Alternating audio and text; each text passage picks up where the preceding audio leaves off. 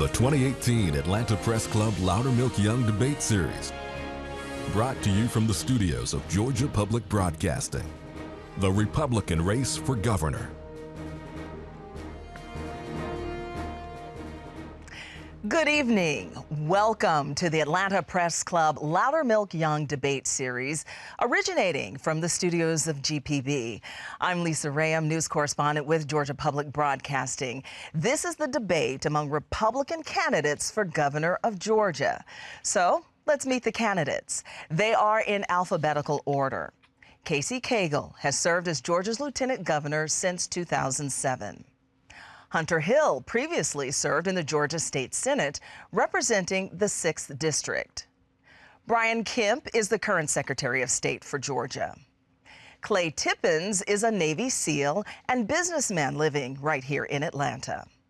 And Michael Williams serves in the Georgia State Senate, representing District 27. Eddie Hayes and Mark Urbach both dropped out of the race, so they are not, of course, participating in tonight's debate. Now, time has come to meet our panelists for the evening. Greg Bluestein is a political reporter for the Atlanta Journal-Constitution. Amanda Ramirez is a news anchor and executive producer at Univision. And Charles Richardson is a retired editorial page editor at the Telegraph in Macon. I'd like to say welcome to all of you this evening. Now, let's get started. For rules on tonight's debate, please visit the Atlanta Press Club website, atlantapressclub.org. Now, to start the evening, each candidate will be asked a question by a specific panelist. So we begin with Charles Richardson. You get the first question of Hunter Hill. Senator Hill, earlier this year, you said for parity's sake that the minimum age for buying an assault rifle should be moved to 21, not 18. You've caught hell for that statement. Being one of only 2 candidates on this dais that has actually served in the military, do you think that you're catching hell for no reason, or do you think that that is that is appropriate? Do you think that you should walk that back, or do you think that you are talking out of knowledge that only you and one other candidate have? Well, I appreciate the question. You know, we've said a lot in this race, and I was very clear that I misspoke when I said that, and we've immediately cleared the record that my focus is to create parity where we would lower the age to carry a handgun. Currently, it's 21 for a handgun, 18 for a long gun. I believe any law-abiding citizen should have access to all legally sold firearms at the age of 18. And the reason that I believe that is because, having fought on 3 combat tours overseas, I know what it's like to have my life threatened, and I had an M4 in my hand and a 9mm on my side. And I just think it's wrong that we wouldn't allow other folks that have put their life in harm's way to also be able to come home and protect themselves and their families. So that was I misspoke when I said that, and I immediately cleared the record. And I believe that we should lower the age to have a handgun to 18. Mr. Hill, thank you. Amanda Ramirez, you may now ask the question of Clay Tippins. Mr. Tippins, your opponents have agreed to a pledge in which they promise to support so-called religious freedom legislation if they're elected governor of the state of Georgia. You haven't agreed to that pledge yet. Why haven't you agreed to it? And if you are elected as governor, would you support religious freedom bills? I became a believer on March 5th, 1978. My faith, my religious freedom is not just something I cherish, it's the cornerstone of my life. I'll do whatever it takes to protect religious freedom. I'll protect religious freedom with the same tenacity that I fought for all of our freedoms as a SEAL. What I will never do, religious freedom or otherwise, is go around pledging, vowing in advance to sign something I haven't read. Only a fool would do that. Things that I can promise they'll happen, independent of whatever the Supreme Court rules, is first of all, I'll appoint conservative judges to believe their rights come from God and aren't the playthings of man. Veto the types of laws that actually gave rise to the Masterpiece Bakery case in Colorado and Washington. We should have a legal defense fund, the Attorney General supporting people of faith that are sued over their beliefs. Those are all things I'll do, but I will not be vowing to sign unwritten legislation. Mr. Tippins, thank you very much. Greg Bluestein, you are up. Please ask Brian Kemp a question. Yeah, Secretary Kemp, Only the federal government has the authority to deport people, but you talk in a recent ad about rounding up people who are in the country illegally yourself. Why have you focused your closing pitch on a policy the state has no control over?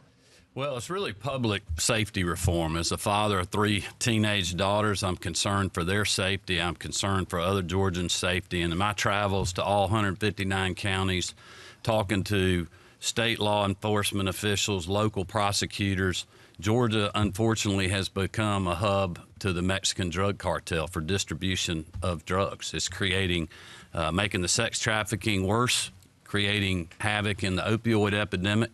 And as governor, I'm going to be doing something about that. And our ad draws attention to 2 of our public safety reforms: track and deport criminal aliens and stop and dismantle gangs. Mr. Kim, thank you so much. Mr. Richardson, we go back to you to ask Michael Williams his first question. Mr. Williams, you've been described by my colleague Greg Bluestein as not a bomb thrower, but a grenade launcher. And now you've got a deportation bus. Is that really your personality, or is it something to get your name out there? And how's that working for you? Well, thank you for the question. And my personality is a fearless conservative. I believe incredibly strong about our country and our rights. And I am tired of politicians that they know all the right things to say, but when they get elected, they do something different. I am a guy that got involved in politics back in 2014 because I was fed up with regulations. And we need somebody like our president. I was the first elected official in Georgia to come out and endorse Donald Trump.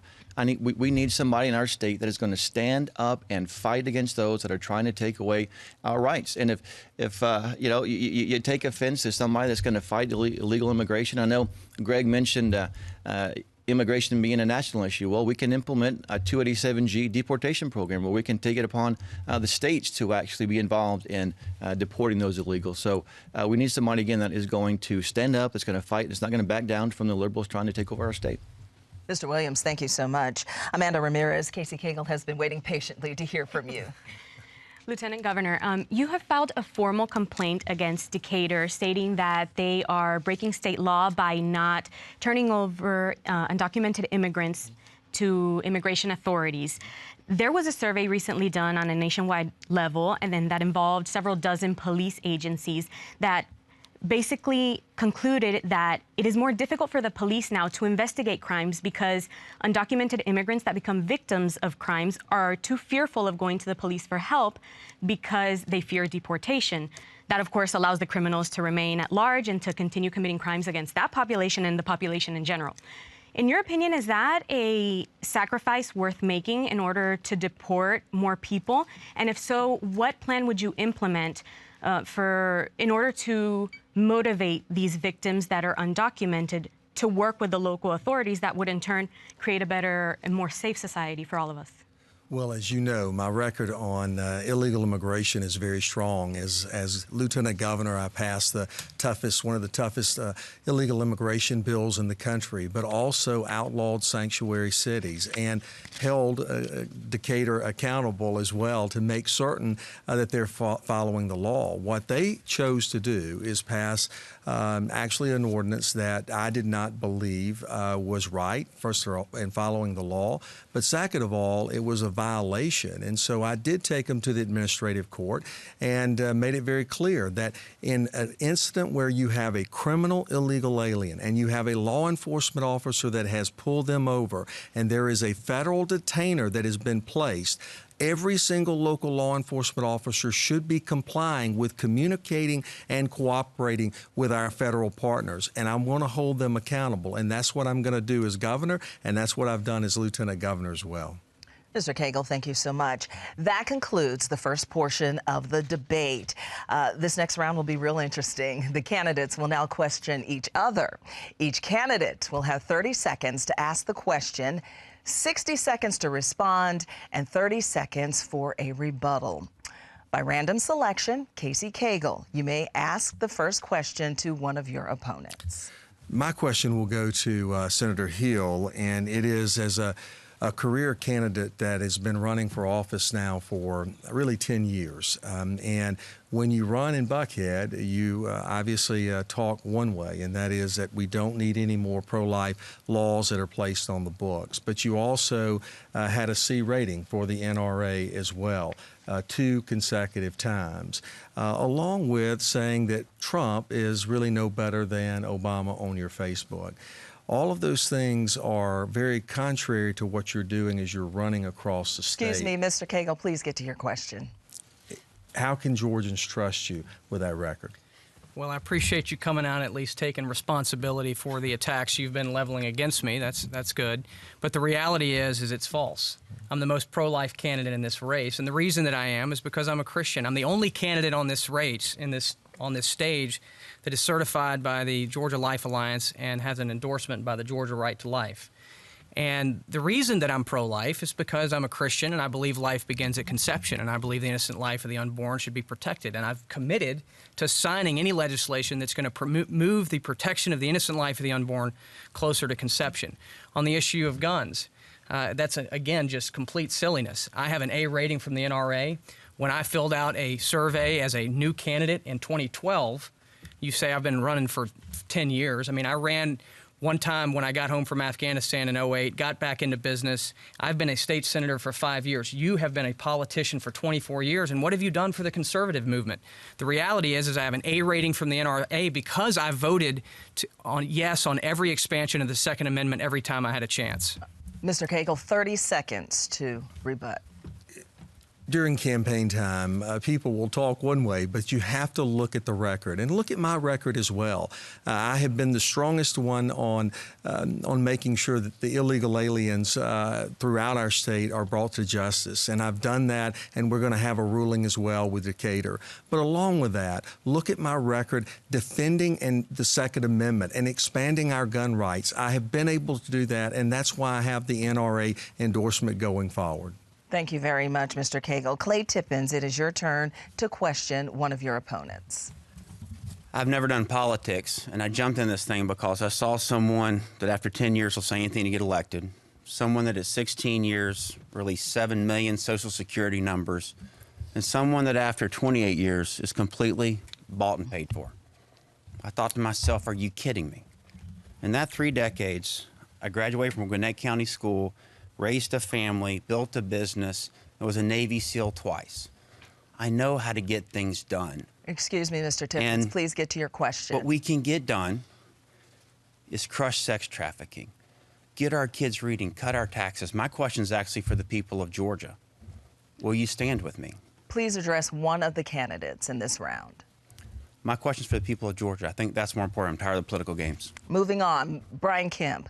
Please question one of the candidates. All right, I have a question for Clay Tippins. Clay, I wanted to, as you know, I've been in the private sector for 30 years, started a lot of businesses, started my first business with a pickup truck and a shovel, and I know you've been in the private sector as well, providing for your family, and I just wanted to know, you know, outside of Lieutenant Governor Cagle's government paycheck, how do you think he makes the rest of his living?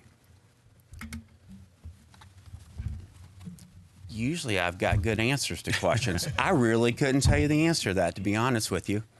I said earlier, I think after 28 years, Casey Cagle's bought and paid for. Brian Kemp, do you have a rebuttal to that? Well, I would just agree with you. I think that's something, in looking at the financial disclosures, that needs to be looked into as we move down the road. Out of fairness, Casey Cagle, would you like to respond?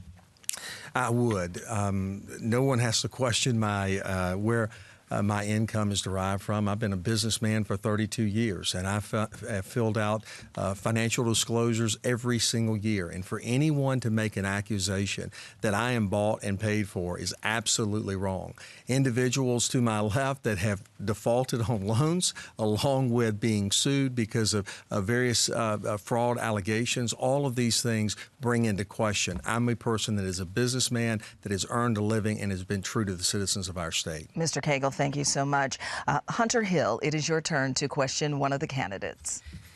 Well, as an Army Ranger, I served in 3 combat tours in Iraq and Afghanistan, so I know what it's like to go to countries where they don't protect your religious liberty. A nation that won't protect any of your religious liberties will not protect any of your liberties. So my question is for the Lieutenant Governor. All of us on this stage, of course, except Clay, have committed to supporting religious liberty, and you signed a pledge to do so. You had a chance to do so as Lieutenant Governor, to move that bill through the chamber and move it to the governor's office. But you did not do that, and I would like to know, when you signed the pledge, was it just a campaign gimmick, or did you lie to the voters? Well, no one has to question my record. My record is very clear. I passed the legislation through the Senate. The governor vetoed it. That was his prerogative. And this session, obviously, there were legislation that was put forward, but the governor made it very clear that he was going to veto it again. And we have other issues that we have to be confronted with. And I will tell you, as governor, I've been very, very clear that if the legislature passes a mirror image of the federal RFRA standard, I will pass that. And for anyone to make a comment that they don't know what it reads, it's the law of the land. And all they have to do is simply look at that, and I'll look forward as governor signing that legislation. Mr. Hill, would you like to respond? But you can see the Lieutenant Governor did not answer the question, because he had a chance to sign it and move it forward this session, and he did not do it. So, the reality is he's paying attention to the special interests and the lobbyists that are funding his campaign, and they don't like it, but he doesn't stand up and get things done, and that's why we need a true conservative leader that's going to fight to implement the values and principles that we believe in into policy, and that's what I will do as your governor. Casey Cagle, would you like to respond to that? Well, yeah, I mean, obviously, this is again more of the hot air that we have been listening to on the airways as well, saying one thing and doing another. A person who clearly has a C rating for the NRA 2 times in a row, someone who says that we don't need any more pro-life legislation, but yet all of a sudden he's saying you did it one year, but you didn't do it the next year, and somehow I'm inconsistent. I've been very clear on this issue, and I do not waver. Michael Williams, a lot of meat to work with here. Please question one of the candidates. Sure. My question is to Brian Kemp. We all know that I was, again, the first elected official in Georgia to come out and endorse Donald Trump. I was a surrogate for him. I traveled the state campaigning for him, even across the country. It's fighting for our president against Hillary. Do you really think it's fair to tell the Georgia voters now and honest that you support our president when you wouldn't support him in the primary in the general against Hillary? Well, I absolutely think it's fair, because I do support the president. As you know, we had the SEC primary going on at the time when everybody was running. I was trying to get all presidential candidates to Georgia so Georgians could have their voice heard in the presidential primary picking process. We were very successful in that. Had I chosen a candidate during that time, they obviously would have quit talking to us, so that wouldn't have been good for the process. But let's be clear. I was the first person to invite Donald Trump to come to Georgia before he even announced his campaign, when he was at 1 or 2%, telling him you should come down here. We went back and forth, and that date was actually set and changed when the Charleston shootings happened. So I absolutely can say I support the president and appreciate what he's doing. Mr. Williams, do you have a response? Yeah, I'm not sure what you were referring to, because President Trump was never in the 1 or 2% range. And also, doing the SEC primary, while that was great, that does not address the fact that during the general, you still did not come out and endorse President Trump. It's really easy to make cutesy commercials about standing up for issues, but when the rubber hits the road, when you actually have to go out there and fight for what we care about, we need someone that's been out there that can take on the liberals, like I've been taking them on when I was supporting President Trump, and also as I'm out there fighting for the values of this state and country. Thank you, Mr. Williams. I would just like to clarify, I was certainly supporting the president. I was never asked to be on an endorsement list. Had I been, I would have, just like I've done for every Republican nominee since I've been in elected office. Gentlemen, thank you all. That concludes our second round. For those just joining us, this is the debate between the Republican candidates for governor of Georgia. We will now go on back to the panel to ask questions to the candidates of his or her choice until we run out of time. As a point of moderator privilege, I may also ask questions of the candidates. I will also determine when a rebuttal is appropriate. So are we ready? Greg Blumenstein, you have the first question. Yeah, Senator Hill, You pledged to significantly cut state spending, but as a state senator, you supported record-breaking state budgets. How do you reconcile that? Very simply, as a state senator, you have a piece of legislation before you, and I had problems with the budget many times, but I, call it 70-30. There was enough to vote for. Voting no would have not done any good. That's why I'm running for governor, though, because I'm tired of the leaders that were running our state, like Lieutenant Governor Casey Cagle, who had a position of authority for 12 years and just watched, of course, the budgets go completely out of control. So what I'm asking the voters to consider is electing a true conservative leader that has been very clear about the things that we need to focus on in terms of cutting. If we don't deal with long-term entitlement spending in our country, we're going to continue to be $21 trillion in debt and then even further and further. We have to elect limited government governors all over this country if we're going to address the long-term fiscal challenges of our state and country. That's why I want to eliminate the Georgia state income tax. That is why I want to tackle the runaway spending that Republican leaders who've been campaigning like Ronald Reagan and then governing like Barack Obama have allowed to occur ad nauseum. Mr. Hill, thank you. Casey Cagle, I see it in your eyes. You would like to respond, wouldn't you? Obviously I do. When you attack the state of Georgia and say that it is not conservative and that we are running like Ronald Reagan but governing like Obama is just a false attack. The reality is his plan for the new tax bill would take us as the second lowest in sales tax to the second highest. That's a reality, right behind California. That's not the kind of Georgia that I want. But along with that, Georgia is balancing our budget, a AAA bond rating. We're seeing record job growth. This is a state that is spending the same amount that we did prior to the recession. Excuse me, please. Let's move on to Mr. Richardson. You have the next question. This is for Secretary Kemp.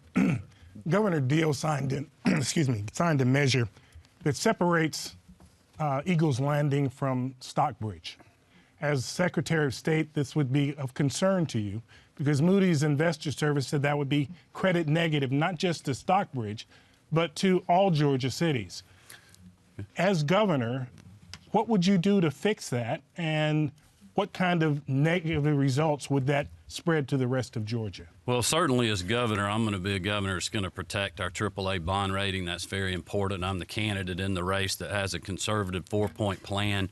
Part of that plan is to implement a spending cap, fundamentally reforming how state government spends, taxes, and operates. So those controls right there will keep our AAA bond rating. As far as one city goes, I wouldn't be able to speak to that measure right now. But I can assure you I have good confidence in Governor Deal. He's done a great job of bringing us to a reserve fund of less than $100 million to over $2 billion now. I'm sure he's making decisions to protect our AAA bond rating. Mr. Kemp, thank you very much. Amanda Ramirez, you have the next question. Senator Williams, we all saw your deportation bus on its tour through Georgia this week, and on the back of the bus it says, "Follow me to Mexico." I'm sure you know that Mexicans are only part of the undocumented community here in Georgia.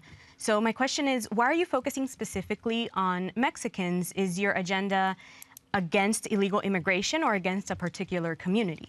Yeah, the focus of this deportation bus tour was to bring attention to my 287G deportation plan, which again allows for sheriff's deputies to have sheriffs and deputies on their staff that are pretty much acting ICE agents. So whenever they're able to identify someone that's in our country illegally committing yet another crime, we can put them back on a bus and send them back to where they came from. Mexico just happens to be the country that's to the south of our border, and that's where we need to build a wall. That's why I supported President Trump also in making sure that we get that wall in, and we put them on the bus and we send them to Mexico. Mexico can do with them what they choose because they had to come through Mexico to get to our country. Being that this is such an important issue today, I'd like to ask all candidates to weigh in on this very important issue, beginning with Casey Cagle. Well, I think my record, again, is very clear on my stance of there's a right way and a wrong way to come to the country. And I have been the leader in making sure that we're doing things to protect our citizens and holding people accountable. I recently also reached out and said to the White House that we're prepared to send our National Guard also to help in patrolling the border. The president has asked for 4,000 of the National Guard personnel, and there's less than 1,000. There's a need, and we can fill that need. We We need to do our part, and I am prepared to do so. And as governor, I will certainly stand strong on that issue. Mr. Hill, where do you stand? Well, I stand that illegal immigration is undermining the fabric of our country, but I'm tired of all the political posturing about it. The facts is that career politicians have put policies in place that have caused illegal immigration. Free health care for illegals. We're paying our own citizens to do nothing, which creates a demand in the lower level aspects of the economy, which drive people to come here, for opportunity. The reality is we have to address long-term entitlement spending, but we got to have a conservative governor that understands this. Casey, of course, hadn't done a thing about this in 12 years. The reality is that we have to attack what is driving illegal immigration. Of course, we got to work with the federal law enforcement officials to stop sanctuary cities. And I've been saying that from the beginning. If a city or county were to claim itself a sanctuary city while I'm governor, they wouldn't receive a nickel of state funding from my administration. But it's got to go deeper. We have to address the policies that are driving illegal immigration because it's undermining the structure of our country. You named Casey Cagle. You have to rebut. Well, I think, again, it's easy for someone to talk the talk. It's another thing to walk the walk. To say that we're not holding people accountable in the state is just false. And again, it's coming from someone who says one thing in Buckhead and does something totally different when he gets all across the state. His record reflects a C rating for the NRA, that we don't need any more laws for protecting unborn. This is the kind of rhetoric that we get in campaigns. Mr. Cagle, thank you. Mr. Kemp, let's move on to Mr. Kemp for your bringing up this response. same issue, and it's false. Mr. Kemp has the floor. Well, thank you. I would just let my record speak for itself, and our policy proposals speak for that as well, besides a lot of the rhetoric that's on the stage. When I was in the state Senate, I chaired the Public Safety and Homeland Security Committee. I'm the only person running for governor that has a law enforcement division under their purview, almost 40 in our investigative division. Over 20 of those are post-certified. And our track and deport plan for criminal illegals was developed with local law enforcement officials and prosecutors. Also, our stop and dismantle street gang plan. This was something the legislature passed, a database that I will fund as governor. 8 years ago, it was called the crisis, and nobody ever funded that. I will do that as governor. I'd urge Georgians to look at the policies behind the rhetoric and decide who do you trust to implement that, and I will do so. Thank you, Mr. Kemp. Mr. Tippins. Everyone on this stage is going to stand firm against illegal immigration. We stand to secure our borders. We defund sanctuary cities. We send the National Guard to support President Trump's agenda at the border. What I will do that's different and further than that is actually deal with the downstream consequences. One of the bad things that's happened because of illegal immigration is our MS-13 gangs. They bring so much of the heroin into Georgia. The heroin fuels the sex trafficking trade. We can absolutely, everything that I did overseas in Iraq to take down an ISIS network is directly applicable here. Use the internet, figure out where sex trafficking is happening. There's an overlap between the three of them. Crush the leadership of the networks. Take it all out. That's a real solution to hard problems like sex trafficking and illegal immigration. And instead of candidates talking about databases when they already lost 7 million Social Security numbers and driving around talking about pickup trucks and buses and taking people back to Mexico. That's not real solutions to real problems. Mr. Tippins, thank you so much. Moving on, Greg. I assume you're going to give us a chance to rebut. We got pointed at, I think. Yeah. Okay. Mr. Kemp, please. Well, I would just say, number one, look at our plans. Number two, we didn't lose anybody's personal information. At that time, we had an individual that didn't follow policies and procedures. There was no data breach or anything else, and we reacted immediately to that. And that's what leaders do in tough times. They take ownership of that, which I did, and we move forward and fix the problem. So to point fingers at something like that, or our truck that's drawing attention to plans to track and deport and stop street gangs, is exactly what Mr. Tippins is talking about when you think about going after drug cartels and sex trafficking that's creating the opioid epidemic. For the sake of time, we're going to have to move on to other issues, but I would like to give each of you a 20-second rebuttal on this very crucial, important issue, beginning with Mr. Williams.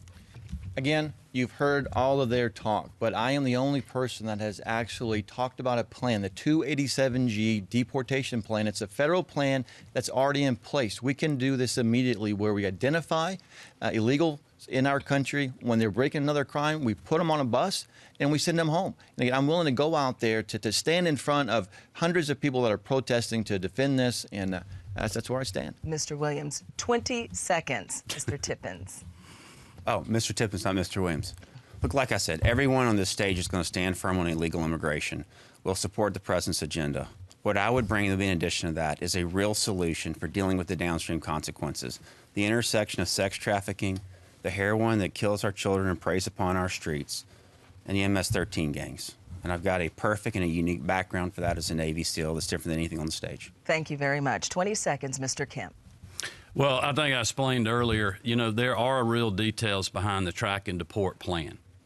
Creating a criminal alien database where federal, state, and local law enforcement and other prosecutors have access to data where we can prosecute people, keep them from coming back into the country. And it's a plan that we can implement very quickly. Thank you, Mr. Kemp. 20 seconds, Mr. Hill. You know, I support Donald Trump. He's doing it right. He's addressing the food stamp challenges. He's building a wall. We have to stop sanctuary cities. That's what I've committed to do. We got to stop listening to mushed-mouth career politicians who say whatever, you know, to get elected. But when you look at the record, they haven't addressed it. What we need to do is cut and get back to a more limited government, because it is the entitlement spending that is driving illegal immigration, and I'll address it as governor. The goal is to be fair here, so we're asking you all to please stick to the time constraints. Please. Mr. Cagle, 20 seconds. Well, more databases are not going to solve the problem. My record speaks for itself. I have been very, very clear. And I wish that our agencies, along with the Secretary of State, would have cooperated as well, instead of saying we don't have enough time to check all the professional licensing that is going on. It's one thing, again, to talk the talk, but look at who's walked the walk, and the record speaks for itself. Thank you, Mr. Cagle. Well, can I address that? Thank you so much for this round. We have to move on. Talked about. Okay. There'll be time at the end to give remarks. Let's move on to Greg for the next question. Yes, Lieutenant Governor Cagle. Several prominent business leaders warned that your vow to kill a tax break for Delta Airlines or for jet fuel would hurt the state's ability to recruit other major companies. How do you square the rebuke to the state's largest private employer with your message that you'll be an ambassador for more businesses for Georgia? Well, first of all, Delta is part of our family here in Georgia, and we're very proud of all the jobs in which they create. But I will tell you that for all the jobs that are going to come along with Amazon, if you want to come here because we're a low-tax state, our cost of living is affordable, our workforce is second to none, along with our tort system and our regulatory environment, and being here at the world's busiest airport and these great assets that we have, if you want to come here for that, then I'm more than willing to welcome you, and I want to be there to help you alongside. But conservatives are tired of getting kicked in the mouth, and that is the decision in which I had to make. Delta is no worse off than they were any other time. They still get the same benefits that Coke does and all of our other large corporations, and I stand behind that. Mr. Cagle, thank you. Mr. Richardson, you have the next question. This is for Senator Williams. The governor has tremendous power when it comes to education, particularly when it comes to failing schools. What would you do differently to address failing schools in the state? Well, thank you for that question. One of the things that was brought to my attention as a state senator is that currently here in Georgia, our parents do not control the education of our students. Several years ago, there was a law passed that treated our Board of Education members differently. Our law actually says that they are not to represent their constituents. They're to represent the interest of the Board of Education, specifically in maintaining accreditation.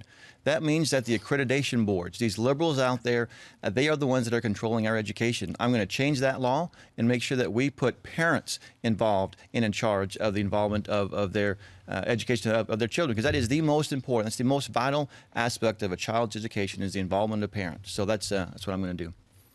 Amanda, you have the next question. Secretary Kemp, you have said that part of your plan to improve the economy is to put small businesses first. Many of the small businesses in Georgia depend on employees that are undocumented, and the agricultural industry in Georgia has a workforce that's approximately 50% undocumented. Studies have indicated that when you remove all authorized immigrants from the workforce in Georgia, it could cost approximately $21 billion in economic activity. So how do you plan on mitigating that cost or that loss, and how would you help farmers and small business owners fill the approximately 130,000 jobs that are going to be vacant if you deport all undocumented immigrants? Well, just because you're going after criminal, illegal aliens that are driving the drug trade and disrupting our economy, making it less safe and bad for business, doesn't mean you don't understand. There needs to be reasonable guest worker programs. And, you know, I've been the candidate in the race that's been talking about cutting government red tape from day one. It's exactly what I've done in the Secretary of State's office. And when people blame us for different things while they're also milking tens of millions of dollars of fees off of hardworking Georgians and then trying to blame someone else is ridiculous.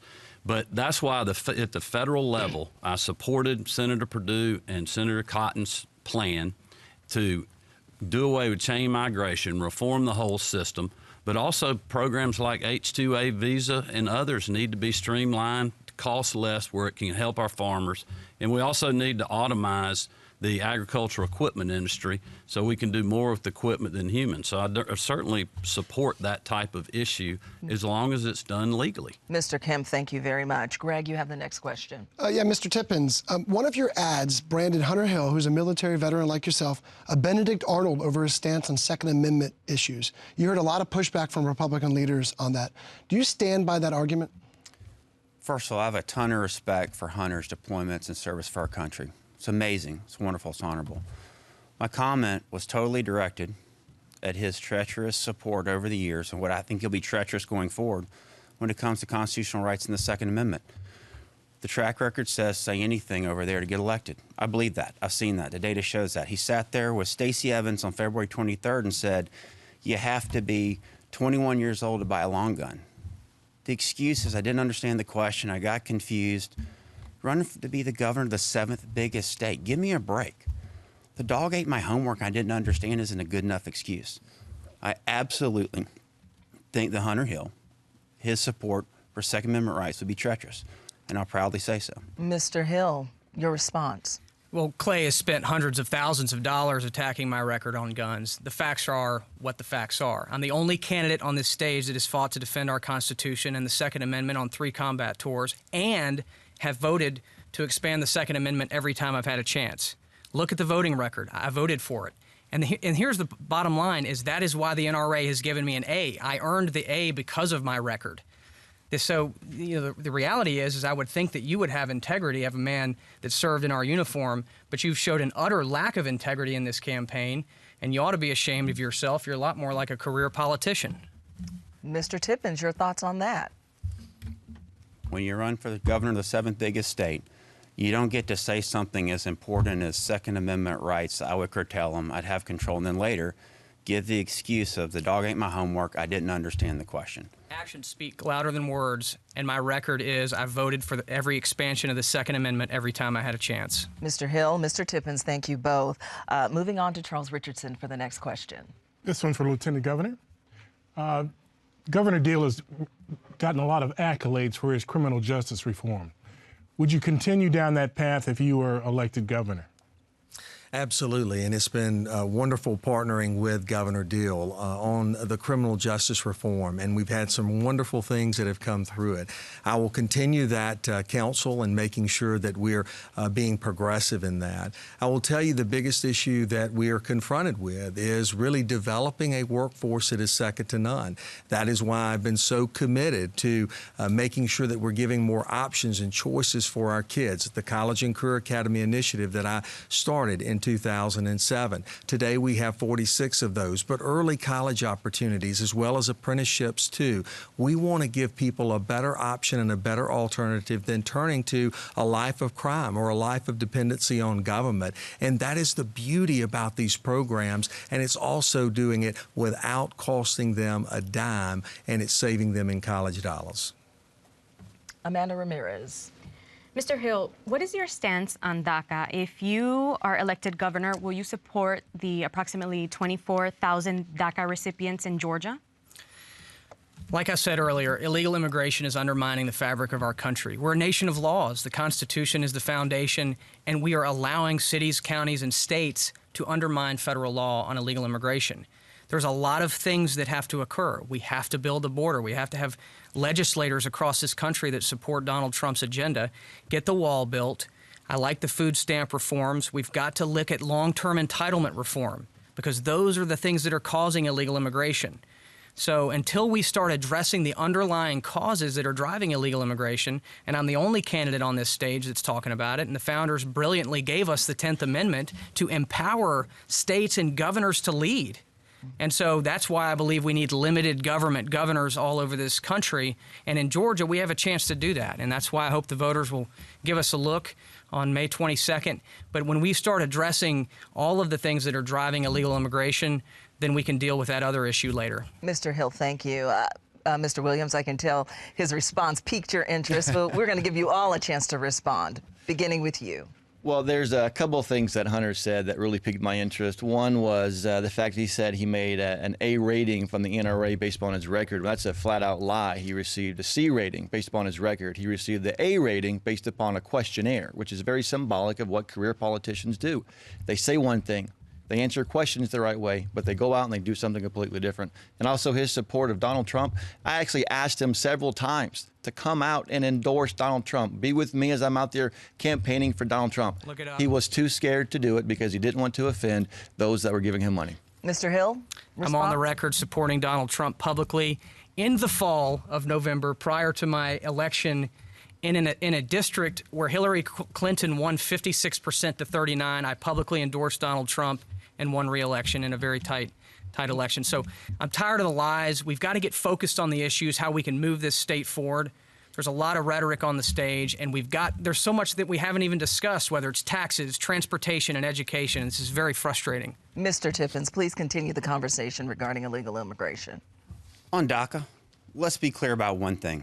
President Trump put a deal and put a solution on the table, and the Democrats turned it down because they'd rather have a talking point. That's number one. When it comes to Georgia, what I will do is always identify the most important problem and deal with that in a bold and feasible way.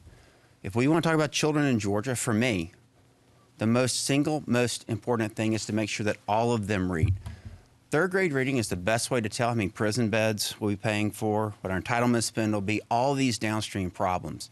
And 2/3 of our third graders do not read at a third grade level. We can do so much better than that.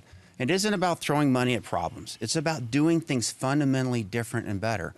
1/5 of all of our children have got dyslexia, and only 1 in 50 of our schools provide any sort of support for that whatsoever.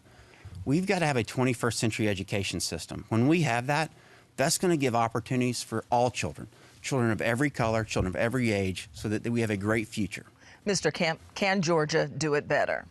Well, let's be clear. I was the first candidate in the race that tweeted out my support for sending the National Guard to the border to support the president on securing the border. I think we absolutely need to do that as a country. We need to reform the legal immigration process, which is why I support Senator Perdue and Senator Cotton's bill.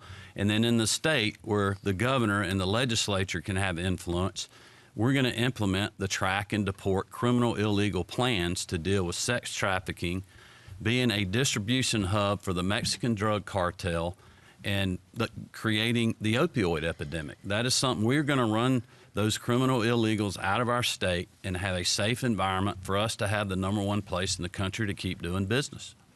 Mr. Cagle.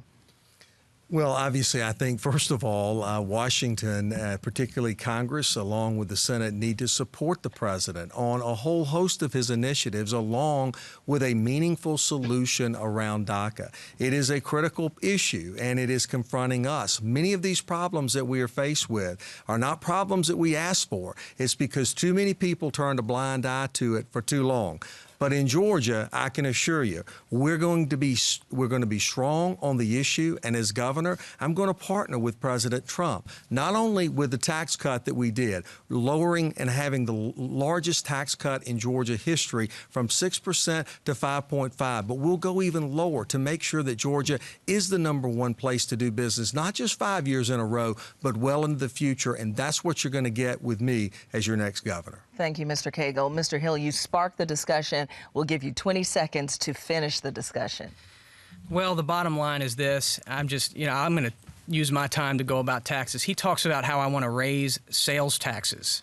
Okay, that I want to eliminate the Georgia state income tax. Okay, we want to eliminate the Georgia state income tax. So I just want to make sure people understand he's talking about how we're going to offset eliminating the income tax. Mr. Hill, your 20 seconds are up. Thank you for your time. Hold on. Mr. Gregg? I think I get a rebuttal on that. No, I'm responding to your comment. But that does give me a perfect segue, because I was going to ask you about your economic policy. The governor is among Republican leaders who say deeper cuts to the income tax rate could jeopardize the state's fiscal health. What's your response to concerns that Georgia wouldn't be able to run a functional government without the $10 billion or so in revenue that you would cut? Yeah, that's a very important point. Our plan to eliminate the income tax is a 7-year plan so that we can balance our budgets and maintain our AAA bond rating. Those are very important things. But it's not an excuse to not do it, because when you think about the Trump tax plan, it's going to punish states that have high income taxes. And Georgia has one of the highest income tax rates in the Southeast. And we're competing against all the southeastern states. Tennessee and Florida border us. Neither one have an income tax. And, of course, Texas to our west. So our plan is to lower the income tax while broadening the base of taxation on sales taxes and raising the rates slightly. Mr. Hill, thank you. Let's bring you all on this debate, beginning with Casey Cagle. Well, first of all, these are the facts, not what one is talking about that really is just hot air. The facts are the Tax Foundation says per capita, Georgia is the lowest tax state in the nation. That's a fact. Now, what Hunter just articulated is moving us away from being the lowest tax state in the nation to being very similar to Florida or Tennessee, which is far above us. And the facts are his tax plan would take us from the sales tax base that's the second lowest today up to being the second highest, right behind California. Bad policy puts all of our resources at risk, and it's not something I'm willing to gamble on. Mr. Cagle, thank That's you. What to do very about good. the state He brought me income up, tax? so very good here on the Mr. Kemp has the floor, Mr. Hill. I don't get to rebut? Mr. Kemp has the floor. We have 60 seconds allotted for you each, with no rebuttal in this round. So all right, please, very Mr. good. Kemp, Well, listen, proceed. I think we need to do something that everyone can agree on, and that's to implement a spending cap. Everybody's talking about cutting all these taxes. Let's talk about the reason that we're even had the tax cut this year is because Donald Trump and the Republican Congress cut taxes that created this. Before that, people were talking about cutting taxes $100 million. That's nothing in a $26 billion budget. That's why I'm being honest with people, and I'm going to implement a spending cap. So in the future, under a Kemp administration, we budget conservatively. We fund the things that we properly need to fund, like education, public safety, transportation, and health care. And then we tighten the spending, and then we can lower the rates and have real tax reform every year that our economy continues to do good. That's something that everyone can agree on. Mr. Kemp, thank you so much. Mr. Tippin, 60 seconds to respond. I jumped into this race because I'm tired of Republican also-ran candidates talking about cutting taxes, which we all want to do, without giving one real idea on how to cut spending and pay for it. And I don't want to just cap spending, I want to cut spending. And that's where a business mindset like I have comes in. Let's talk two big, specific, real things. Number one, 14,600 of our state employees become voluntarily retirement eligible in the next 3 years. This is the once-in-a-generation opportunity to shrink, transform, and prioritize our government, the thing we've always talked about doing. That's hundreds of millions of dollars a year. Let's use real analytics to find all these pools of waste, fraud, and abuse that's been talked about for years, and we know it's there. We've got 20 counties in this state that got 3 times the state average of their able-bodied working-age adults on disability, and 17 of them touch one another in 4 perfect clusters. Massive pools of waste, fraud, and abuse that a business mindset can address. That's how we get income taxes below 4%. Mr. Which is Tippins, what I'll thank you do. so much. We appreciate it. Mr. Williams, 60 seconds. Yeah, thank you. I'm not sure which fact sheet Casey is reading. It must be one of those liberal ones because we do not have the lowest taxes per capita. In fact, our state budget has gone from $15 billion to $26 billion in the past 8 years. That's a 73% increase. I want to ask all of you watching, have you had a 73% increase in your household income? Probably not. But underneath Casey's leadership, the state of Georgia has. The way I want to eliminate our state income tax is by reducing waste. I'm a CPA. I've actually been diving into the audit reports that are put out by the state. There's billions of dollars a year that we can cut, as well as offshore drilling. Donald Trump has made it legal for us to do offshore drilling. Let's be like Texas, have a vibrant energy sector here in the state, as well as hemp. Here in the United States, we are importing hemp. Let's grow it here in Georgia, bring in new businesses to offset the loss from the state income tax. Mr. Williams, thank you so much. In the spirit of fairness, we have to allow for rebuttal for Mr. Cagle first and Mr. Hill. I know you're waiting over there. We're going to get to you second, but we'll have Mr. Cagle first. Well, again, don't take my word for it. Please go and find out for yourself. The Tax Foundation is the one that did the report, not me, okay? And I recognize that we have maybe a CPA in here, but obviously, you know, I don't know what numbers he's using. I do know that he's using numbers from the recession. And so when he calculates that we are not at the same rate that we were prior to the recession, then certainly. But if that's the kind of economy that we're going to go to, it's going to be less job and less education for our citizens, and Mr. Cable, thank you the challenges are going to be real. We appreciate your response. Mr. Hill, the floor is yours. We all went through a recession. We all went through a recession, not just Mr. Hill has the floor. Yeah, thank you. So slippery career politicians are going to use data like that. The bottom line is the Tax Foundation, if you just look at state of Georgia taxes, the 6% personal income tax, the corporate tax, and the sales tax, then we're 49th. But when you then put on cities and counties, the property taxes, the sales taxes at the local level, we're not even close to low. So my plan is to focus on Georgia taxes to eliminate the Georgia state income tax. We're not going to raise extra revenue by elevating property taxes, which Mr. are already Hill, high enough. Thank you so much for your response. So I have to interrupt you again. I'm so there's sorry. untruths. But it's fair, shared. 60 seconds per candidate. That is all the time we have for this round. For questions, each candidate will now have 60 seconds for a closing statement. For time's sake, we have to change that to 45 seconds. Hunter Hill, do you think you can do that in 45 seconds? I'll try. On your mark, get set, go. 45 seconds, Mr. Hill. You know, I'm a businessman, and I served in 3 combat tours overseas. I've faced the enemies of our country, and I learned that, you know what, Islamic terrorism will never bring our country to its knees. They are too weak, and we are too strong. But what will bring our country to its knees are weak career politicians who undermine the values and principles that made us the greatest country in the world. And that is the fight of our time. But we can fix that by electing a true conservative leader who doesn't just talk about these values and principles, but has the leadership experience to get these things implemented into policy. We don't have forever to make some of these changes. We're $21 trillion in debt, and it keeps rising unless we elect limited government governors. And that's how I'm going to lead this great state of Georgia.